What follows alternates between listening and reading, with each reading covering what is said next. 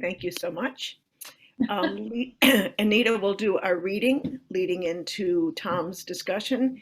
And Tom, I understand there are some slides that you'd like to share. So Mary, can you I'm on my way.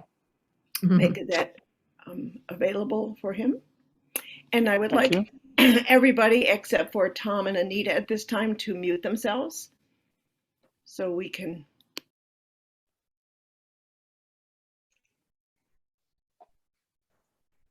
I will light the chalice, and Anita, invite you to do the reading, please.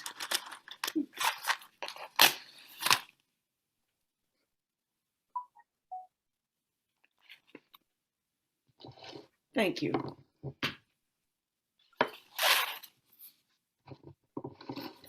I'm reading this morning from a poetry book called Catalog of Unbacked Gratitude by Ross Gay. And I chose this poem simply because my parents ran a roadside restaurant in the 50s, and outside there was a red water pump. Ode to drinking water from my hands, which today in the garden I'd forgotten. I'd known and more forgotten. I'd learned and was taught this by my grandfather, who in the midst of arranging and watering the small bouquets on mostly the freshest graves, saw my thirst and cranked the rusty red pump, bringing forth from which sounded like the gravelly throat of an animal, a frigid torrent, and with his hands made a lagoon from which he drank, and then I drank before he cranked again, making of my hands now a fountain in which I can see the silty bottom drifting while I drink and drink.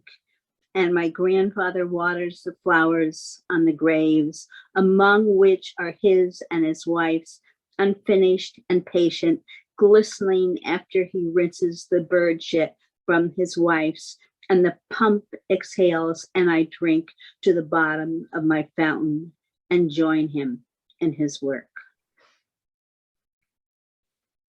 And now it's Tom's turn, and we'll let you begin. I believe in order to share the screen, maybe I have to select the window that I want to show first. So let's make sure that's done. Give it focus. And then come down to share screen and hope it works.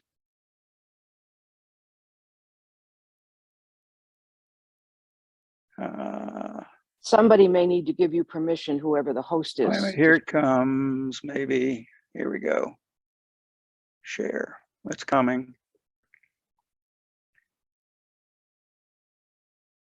All right, and then we will start the slideshow.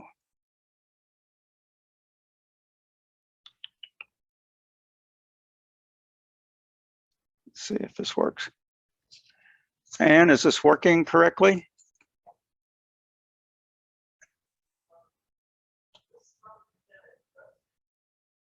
From beginning. Where the hell is that? Oh, I don't see that.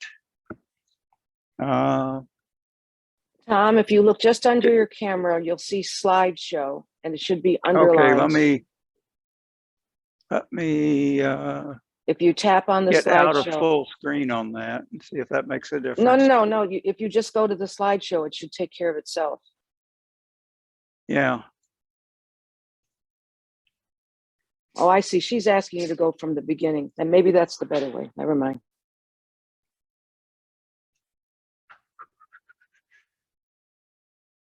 Right here. Oh, okay. Try that. Where's the one I next?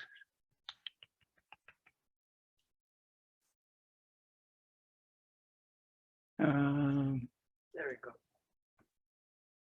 Okay. Is that coming through? Yes, it looks great. Thank you. Okay. All right. I meant to start on the title slide, but we'll just go ahead and start right here. This is my second time to be under the elder tree.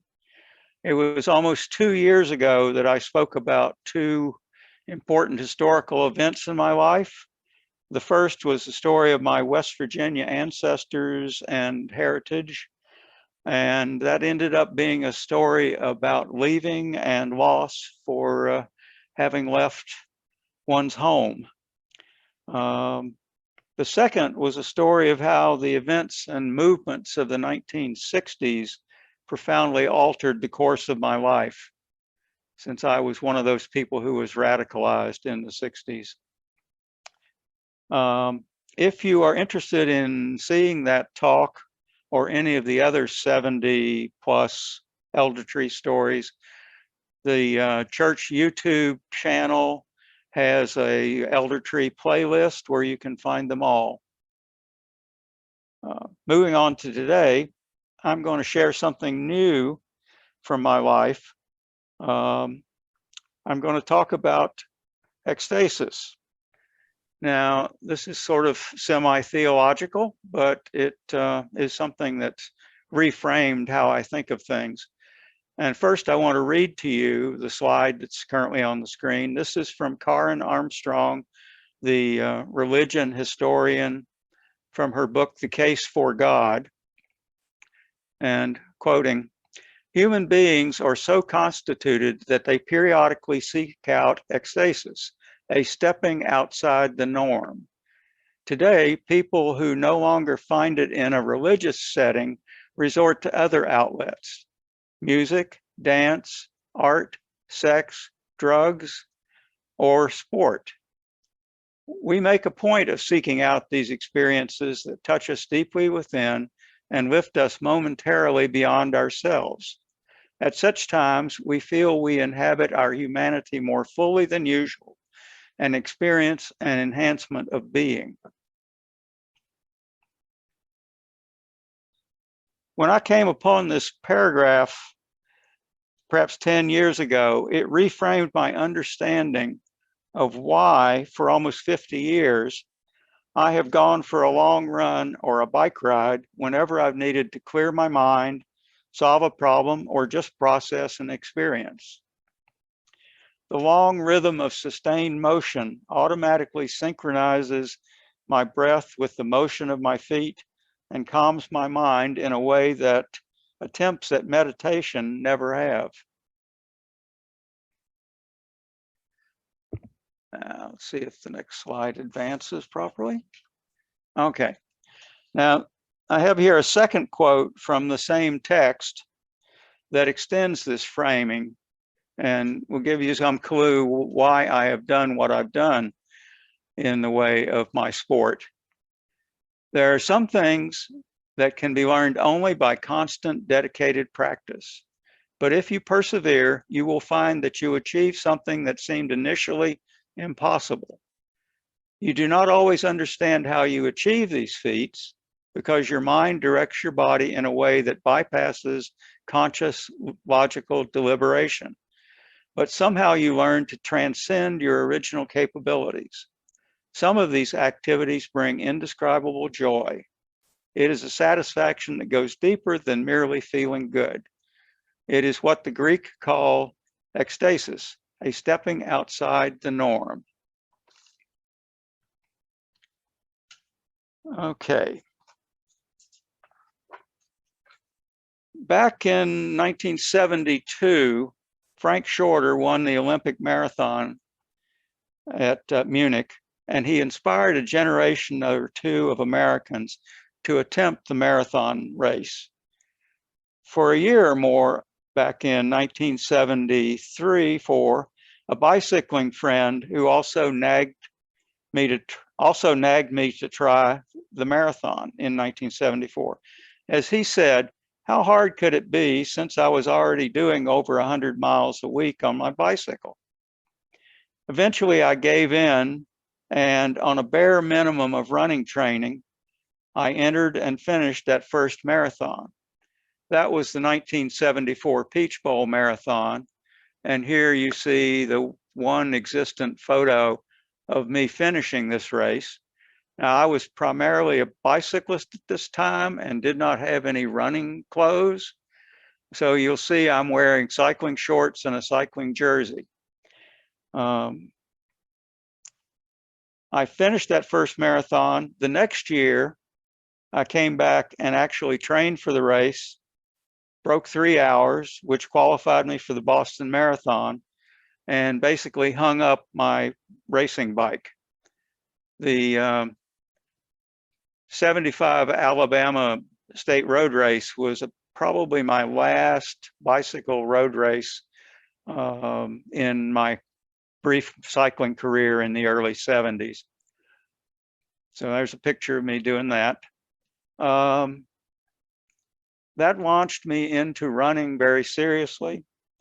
And one of my favorite memories from the 70s, before I moved to Los Angeles to join Ann, was a crazy 24-hour relay that I did with 9 other young men, where we set an Alabama state record of 258 miles run in a relay in 24 hours.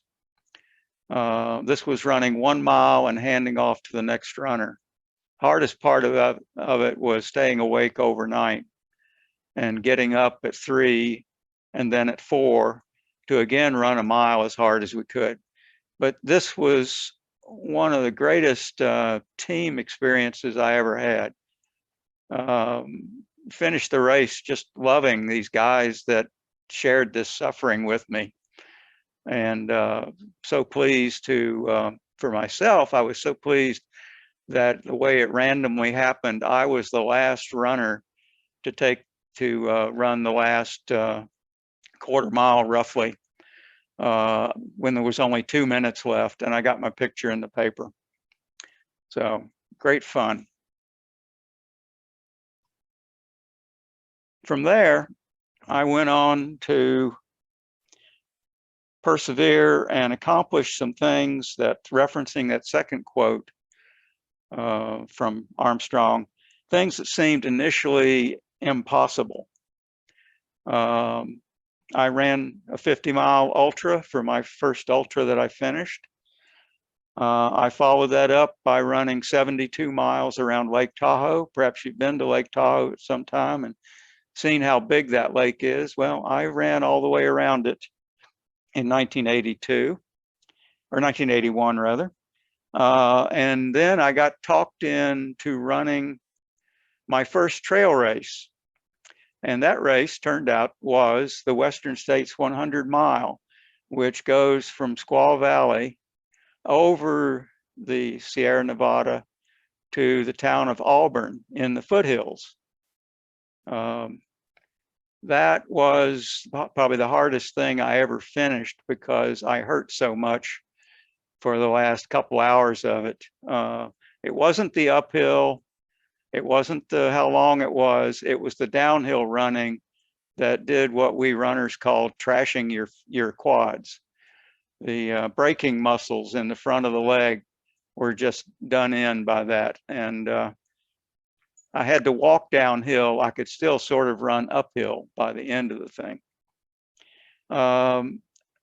Another example of a seemingly impossible thing that I couldn't have imagined ever doing that I did was I have run a number of 24-hour races, crazy things that were run on a quarter-mile track for 24 hours, run and walk as you please, but the clock keeps running.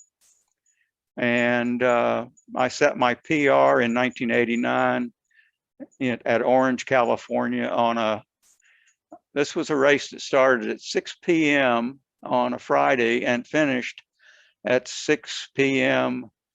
on the Saturday. And I actually ended up being up about 36 hours in order to manage to do this thing because I worked Friday before this race started. 128 miles, finished second. I dabbled with running some national championship races. Now, I was not a particularly fast runner and not particularly competitive, but the sport of ultra running is a beautiful thing in that anybody can enter a national championship race and run. So I ran in the 1989 National Open Championship that was in, well, it was along Lake Superior, ending in Duluth, Minnesota.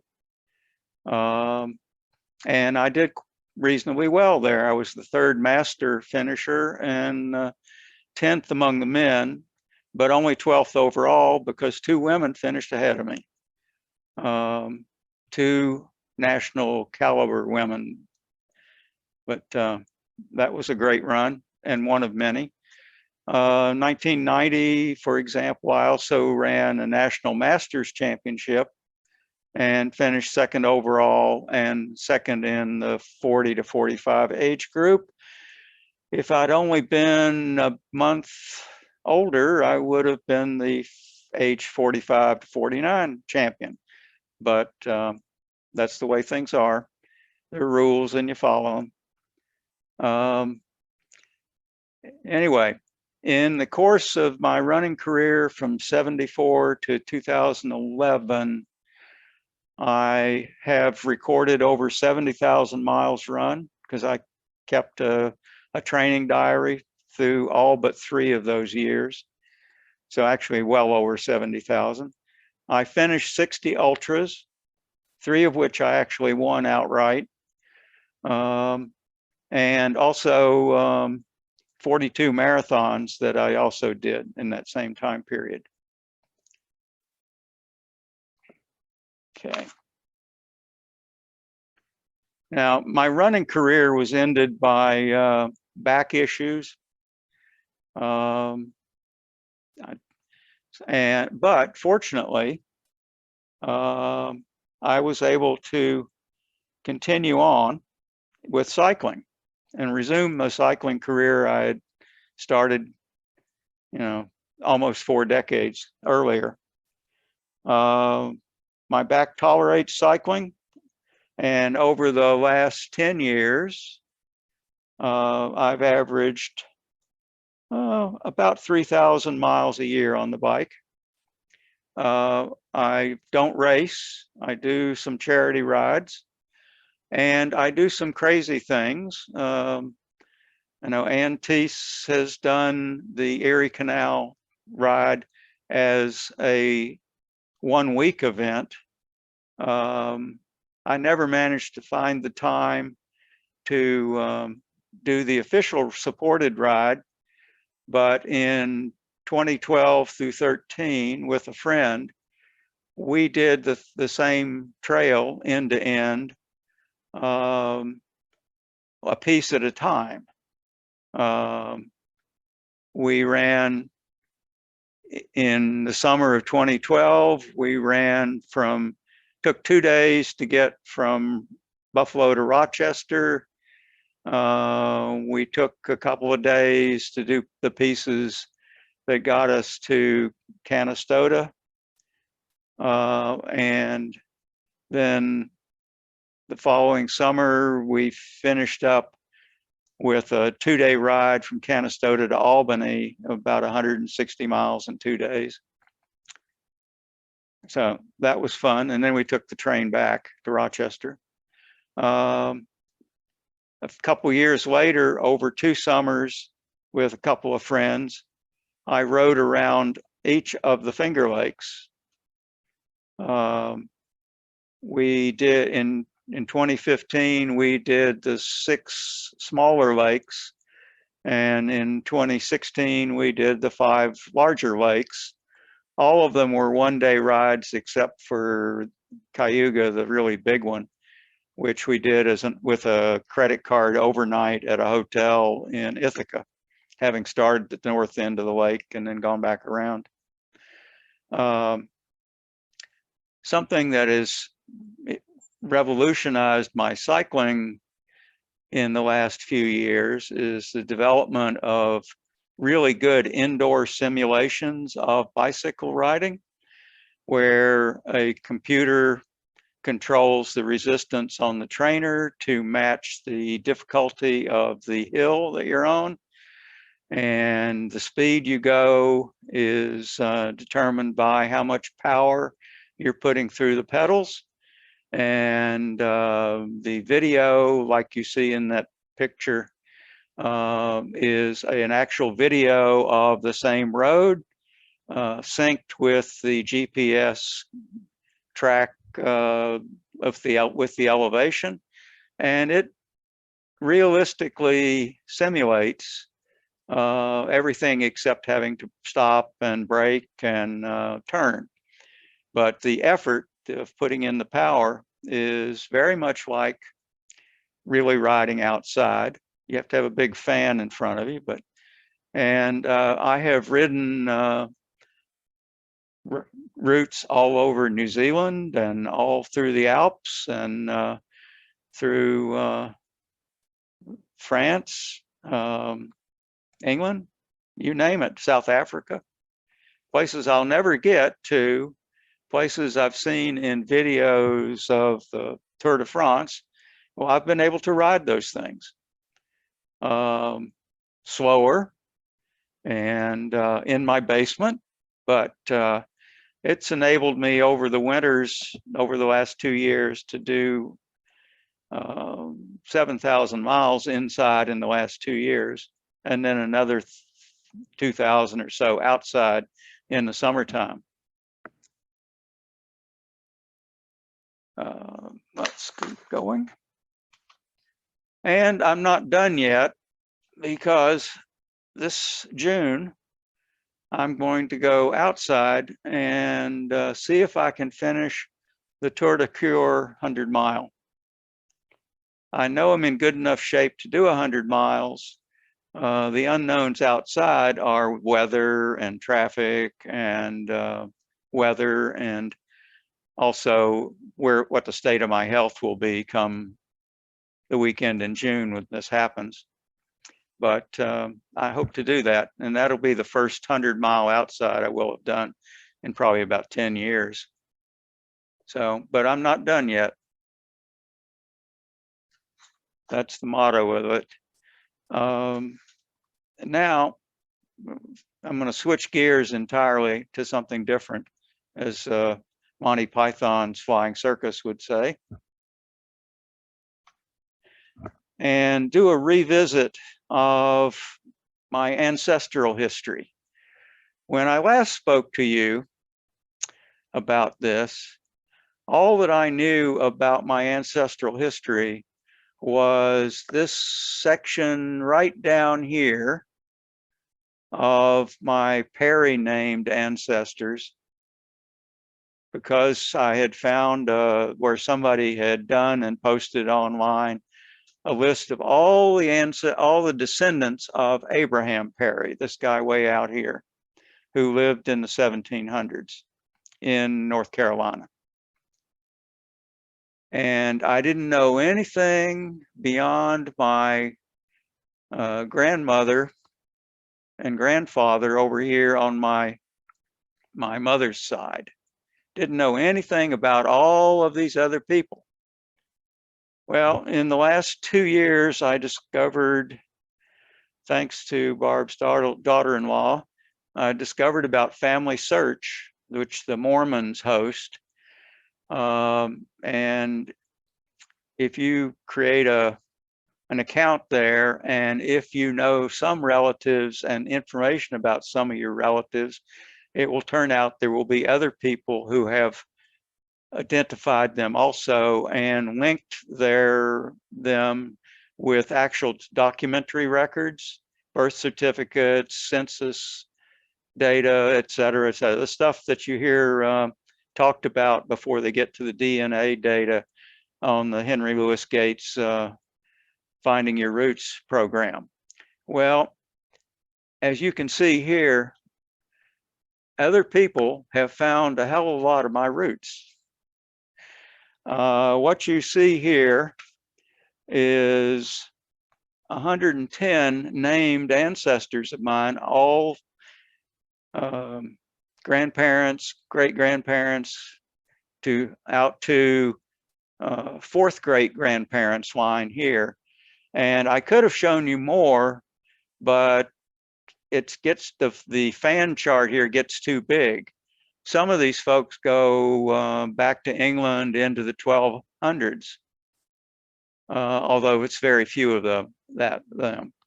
All right, so this is my ancestry these days. So having found all this information, I originally set out wanting to know, when did my European ancestors come to North America and where did they come from? So here's a fan chart that shows the birth country of all of these people. And most everybody is listed as either being born in the United States or in British colonial America. Now, take with a grain of salt the people listed as being born in the United States, because the United States really didn't exist when virtually all of these people in the outer ring were born. These people were actually born in British colonial America. By the time you get to the third great-grandparents, these are mostly born after the Revolutionary War and the creation of the United States, so they were born in the United States. The place names of where people were born gets complicated, because we tend to think of places like somebody being born in West Virginia. Well, West Virginia did not exist before 1863. So anybody who says, well, my great-great-grandfather was born in Kermit, West Virginia in 1830, well, no, he was born in Kermit, Virginia. And if somebody says they were person was born in Massachusetts in 1750, no, they were born in the Massachusetts Bay Colony or the Massachusetts Colony. They weren't born in the United States. Now, a couple things about we see on these people on this chart. Where did these people land? This swath here, this fourth here, were Virginia and North Carolina. The folks right up here were Pennsylvania and Massachusetts. And then most of all of these folks, by the time you get down into these generations, had moved to North Carolina. These folks were Virginia. There's a few folks over here who were first settled in New York, Connecticut, and Rhode Island.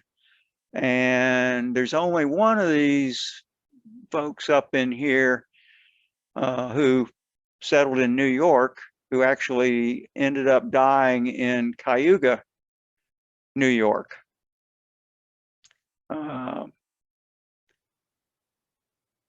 This is the one person from Germany that shows up at this fourth great-grandparent level for me. And there's one person who was a late comer from the United Kingdom who shows up here. Otherwise, all these folks were around in what became the United States at the time of the Revolutionary War. Now, there's good things and bad things. Oh, there's one more I wanted to mention. There is one claim to fame over here. Anna Macy. Anna Macy was in the Massachusetts Bay Colony. Anna Macy has in here an uncle or something who founded the Macy Company. And you've probably shopped there. And Anna Macy is a very distant relative of William H. Macy, the actor. So there's my connection, about probably 15 degrees of separation from somebody who has been on Henry Gates' program. Okay, now the main thing to cover today is, with all these people who were in North America, and particularly in the southern half of North America, and been here early, where the key part of the economy that made the North American colonies work was slavery. First indentured servitude, and then exclusively slavery of stolen Africans. And I have long academically recognized that with so many ancestors in the South, even just my Perry ancestors in the South, that odds were they had some contact with slavery, some participation in slave economy. But poking around on Family Search, I found documentary evidence that, in fact, my Perry named ancestors were participants in slavery. These folks out here, my third great grandparents and my fourth great grandparents did own slaves when they lived in North Carolina. My understanding from the record is there's no clear evidence that once they moved to Kentucky in the 1840s, 50s, there's no proof they themselves owned slaves, but we know that some of their family friends from the documentary record had slaves in Kentucky. And this gentleman here, my third great grandfather, he fought in the Civil War. I don't have a good picture of him, but here is his tombstone. And up top, it talks about, it lists where he served, what part of the Confederate Army he served in. And then there's this little bit at the bottom that really struck me that is hard to read. And what it says down there is, "Our father, a devout Christian and patriot." This tombstone was, he died in 1906. He lived a pretty good long time, died in 1906. And this tombstone presumably dates from then or was redone to match. I don't know the history of it. But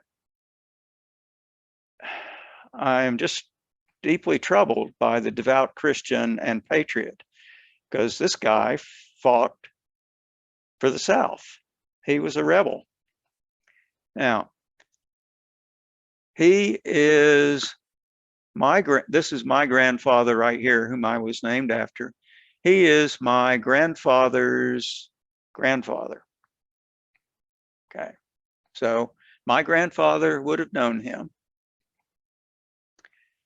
And my grandfather was married to Mabel Osborne, and her father at the ripe old age of 17 or 18 in 1862,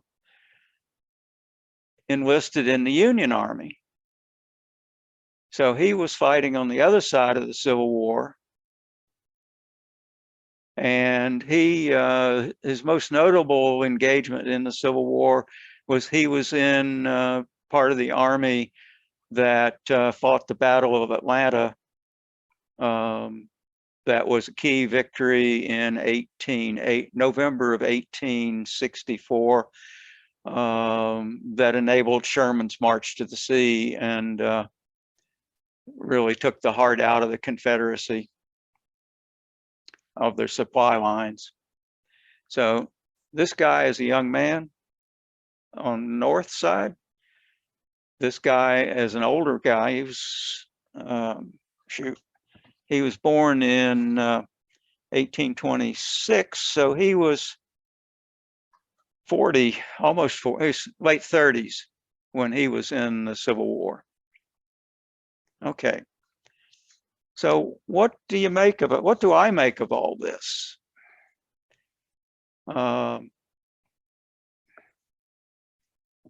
We are called by many people to honor our ancestors. But how do you honor ancestors that did dishonorable things? And I found this article on Quest for Meaning. Quest for Meaning is part of the UU Church of the Larger Fellowship, but you can find it by doing a Google search for Quest for Meaning. And there are short essays that are short podcast episodes there by ministers who deal with, various topics. And Reverend Kenneth Collier, who wrote a book that you see, The Confessions of a Slaveholding Family, wrote a book, and this is a small excerpt from one of the chapters of his book. So how do we honor our ancestors when one's forebears were dishonorable? He says, my ancestors call out from beyond the grave for me to atone for their crimes, and I honor them by confessing my family's sins and working to repair the damage they inflicted on so many people. How can I forgive my grandmother for the racism she worked to plant in my heart? I forgive her by working to erase the very racism she embraced. I do not take their guilt on. I work to heal the wounds they inflicted. Okay.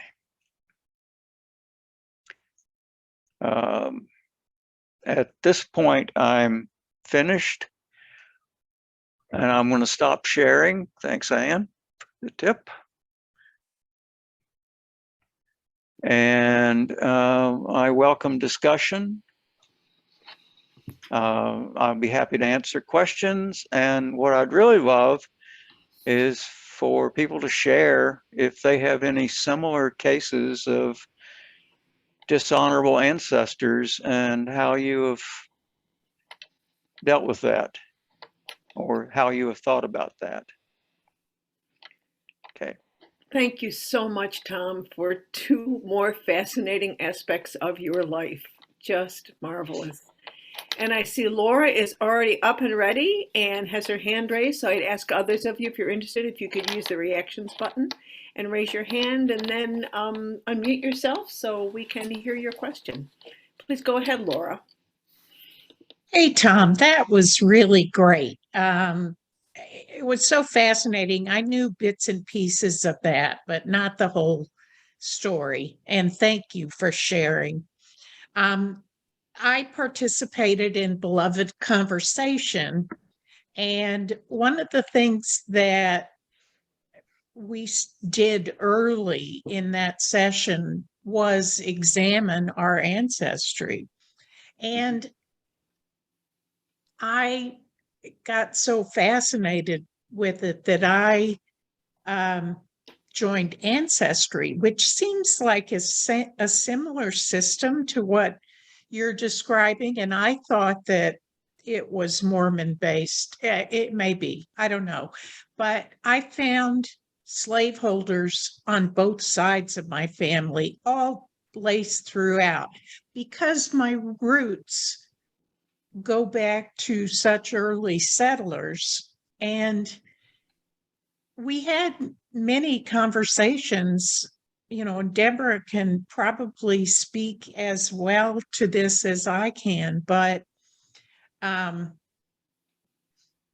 keep remembering I had a toddler who said something profound that he still uses, or we use it, mocking him. When he would do something really stupid, he would say, "Well, you borned me." And I think that what we have to recognize is that unless you have some, I don't know, maybe more Christian faith, we did not choose our ancestors. And in that, we have no responsibility for their actions. But I think what I've come to appreciate is in learning how important the history is, because understanding the history and recognizing the mistakes in history, I think, will shape our actions and our behavior. So to me, it's less the individual people, although I find it fascinating and I love digging into some of these stories. And I had some pretty wild recent ancestors that one was a bank robber and lived his entire life on the lam. And I didn't pick him. So anyway, long explanation for a very brief point. I apologize. Thank you, Laura. Jane. Very interesting, Tom. Thank you for sharing all that. When I lived in New Haven, I did some genealogy and learned that I have common ancestors with Aaron Burr, but also with Jonathan Edwards. And the whole idea of we didn't choose them is quite interesting and true. I remember as well a former student of mine whose husband was getting alumni magazines from, I believe it was somewhere in New England, because my ancestors were mostly New England, although I'm sure there were slave owners among them, sadly. But she came to me and said, "Oh, it's all about the Tuttles." And there was this family where there'd been this god-awful, like criminally insane person. Like, okay. And you were saying recent experiences. This was maybe 100 years ago instead of way back. So, but it's fascinating to know where we come from, but to know that we also carry our own kind of way of being, and we're the product of experiences as well as genetics. And that's all I have to say. Thank you, Jane. Barb. Well, as long as I've known you, Tom, I always learn more about you every time we get into a deep conversation. I want to focus on just talking a little bit about that dichotomy of good people, bad people, behavior, so on and so forth, in a larger context, though, because as we think about our families, there's all those other people, Tom. You named one on one side and one on the other, but there were all those other people that may have fallen into various leanings, proclivities, and so on and so forth. And I think that's an important piece. And I think the bottom line comes down to is that human beings are very, very complex, and it would be wonderful if it was always clean and straight ahead and so on and so forth. The question is, how do we use our theology, as you use, to embrace all of this, because it made you who you are? You know, I mean, you are a product of this, but not necessarily in the negative sense, because you are aware of it. And for all of us, learning our history informs how we move through the world at this point in time. The second thing I wanted to just bring up is, as we are talking about people who have been formally incarcerated and paying your debt, and you know, the whole thing at Brockport with Jamil, and you know, he killed 2 police officers as a very young man, and a big controversy. And from my perspective, the white supremacists of Brockport came out in full reign. But do we capture a moment in time and say, this is who you are? Or do we look at who you are over the course of time? And are there people, I'm watching that documentary on Bill Cosby, are there people that when you even look over the course of time, with all the good stuff they've done, that their behavior is just so heinous that they shouldn't be forgiven? So I really, really enjoyed this. I'm really glad that Wendy turned you on to that Family Search, because it really did flesh out. I know she's really, really into it and has been prodding me to do more. But I guess the bottom line for me is, how does our theology help us wrangle with this? I want to respond to 2 short things to that, Barb. One is that my ancestors who did dishonorable things also probably did honorable things, and no one should be defined by a single thing they did, or even several single things they did. So Nathaniel Perry may have been a wonderful father and just a misguided patriot.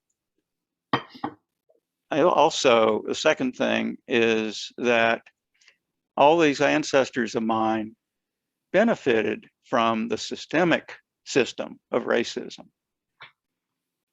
And that passes all the way down to me. You know, so the undoing the harm, the systemic harm, is something that all of us can work on. Okay. But acknowledging that and understanding that is a large part of the work. Mm-hmm. Yes. Thank you, Barb. Anne. Yeah, just partly in response to what Jane said, I just finished reading Black Walden. And if you ever thought that there were no slaves in Massachusetts, you're wrong. There were slaves in Concord. And when slavery ended there, they were allowed to live near Walden Pond. But they were not truly free. We should also remember that in the North, Northern business people and institutions like Unitarian churches benefited from slavery. They made a lot of money off of it. And so there's issues there too. Just as a brief aside, my sons and I used to take Tom out to the San Fernando Valley and drop him off and tell him that he needed to find his way home. And that was part of his running.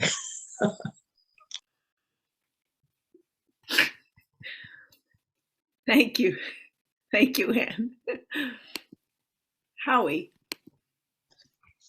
Tom, other than the issues about your ancestors' honorable and dishonorable activities and issues of racism, how, if at all, has uncovering and discovering your large family ancestry, your tree, how has it, if at all, affected your sense of who you are?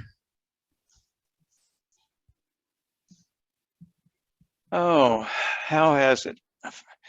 Um, it's a good question. I think I'm still sorting that out. I'm just surprised at the lack of diversity in my roots. It's really just England. And in a certain period of time when all of these grandparents and when all these people came. You have a Jew in Macy, don't you? Uh-uh. But Macy's no, and Gimbel's, they're Jewish families. I don't believe so. Not the founder guy. We'll have to look at that up. Yeah. But no, I don't think so. So I guess I'm also sort of struck by how my people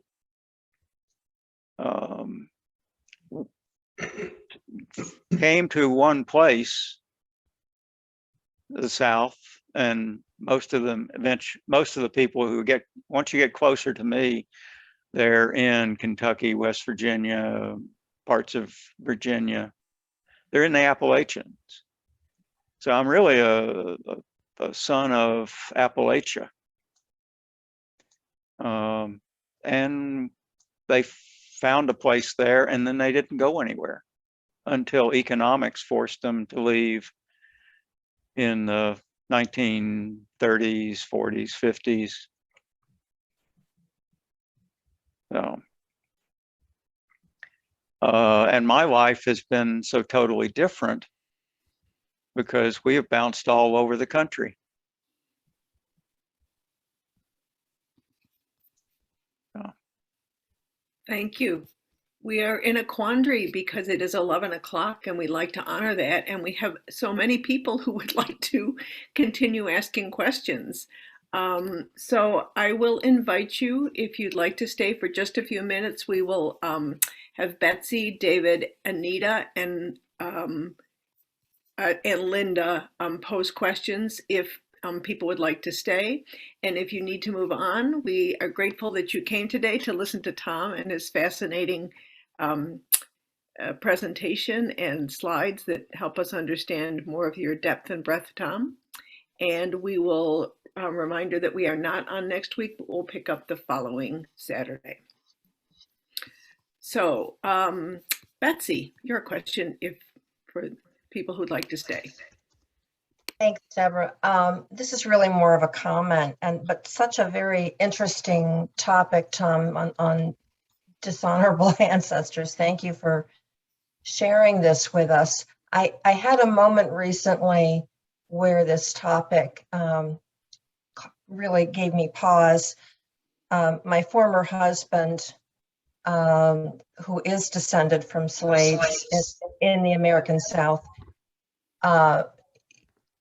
reached out to me because he was exploring his own ancestry and had come across I'm sorry, are we getting some echo? Yeah. Echo. I'm not sure where that's coming from. I'll try again. Reached out to me because he had found a slave owner in his own ancestry with my last name, Stewart, which is obviously a pretty common one, and had asked me about it, and it really gave me pause. And I looked at this individual's name, and there was no relation whatsoever that I could find, but it did make me think, because I thought I had understood who my ancestry was and why they had come to this continent, etc.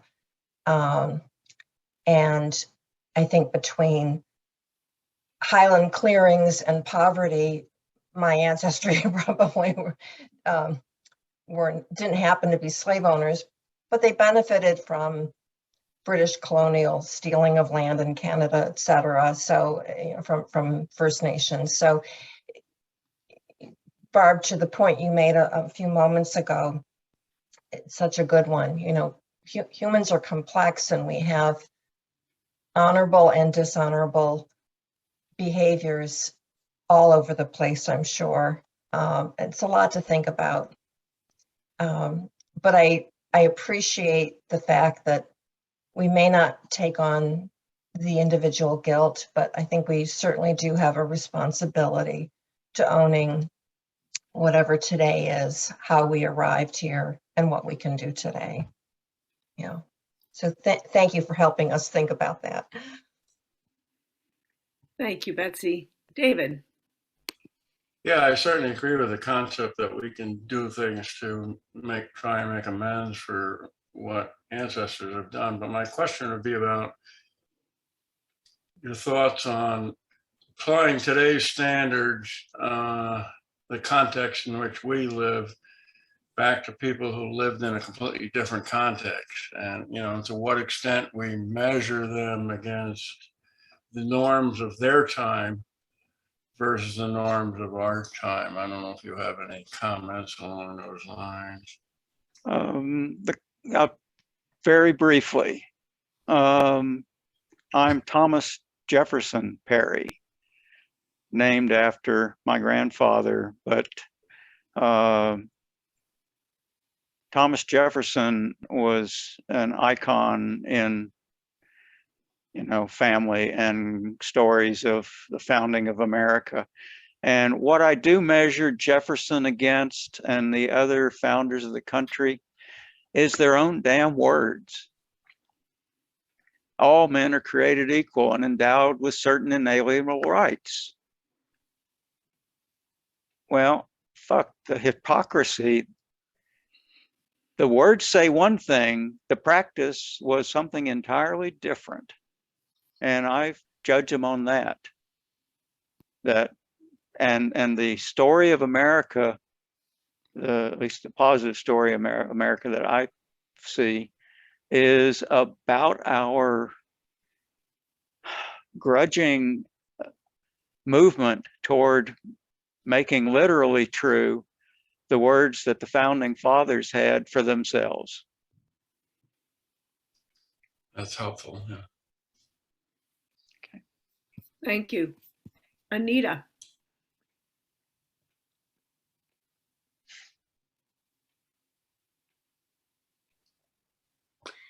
Yeah, thanks, Tom. That was fascinating, and it brought to mind some information that I got after my aunts went to Denmark. I think it was in the late 60s or the early 70s, and they were doing some research on my ancestors, and they found some information that they didn't like. And it was that one of my great grandmothers was Jewish and living in Denmark, and she had a child out of wedlock. Yeah. And they didn't like this at all. And so I don't know what they did, but they did something which they thought would erase that information from the records. So obviously, my first thing was to go back and change it, but I have no idea how to do that. And then it made me curious, how that manifested itself and how that showed up. And I found out that when I was doing some research on blood and your blood type, that I'm B positive, and that is primarily the blood type of the Jewish people who are Jewish, and I thought that was quite interesting.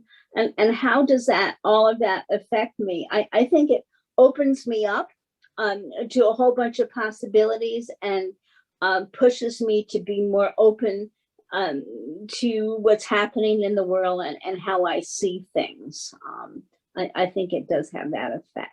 So I wanted to share that because it's one of those things you don't talk about much. Mm-hmm. Thank you, Anita. And in closing, Linda. You'll need to unmute, please. Are all of your ancestors Caucasian?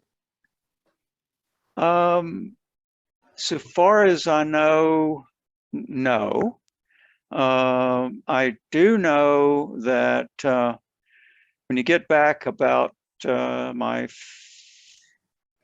fifth great grandfather was Cherokee Indian,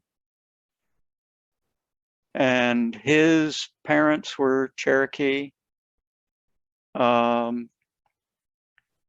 The family name that came down out from that fifth great grandfather was the family name of his wife or partner. So the Indian name didn't stay, and the descendants got thoroughly assimilated along the way. But yeah, it's a rarity to find Cherokee in the historical record, but they are there where they have. What do you want to raise that? Anyway. Tom, thank you for this Yes, fabulous thank you. discussion for today. Jack and Sandy, I'm going to hold because we said we'd conclude after Linda. I just wanted to thank him. That's all. It was fascinating. Everybody's contribution. It was great. Thanks, Tom. It seems to me that there could be Yes. many more conversations of this ilk. So thank you so Yes. much, Tom. Thank you for the sharing good discussion. and sparking it all. And we hope you all have a lovely Easter weekend or next weekend, however you choose to honor that. And then we will pick up on the following Saturday. Passover and Passover. And Passover. Thank you so much. And Passover. Bye, Appreciate it. everybody. Thank you. Bye-bye. Bye.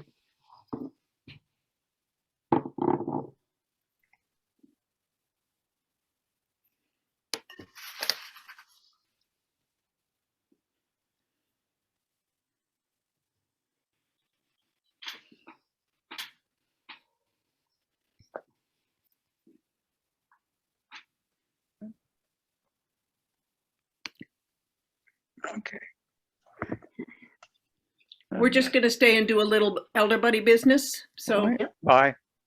thanks, Thank you, Tom, so Tom. much. Really appreciate That it. was great. Let me unmute myself again here. Oh, okay, yep.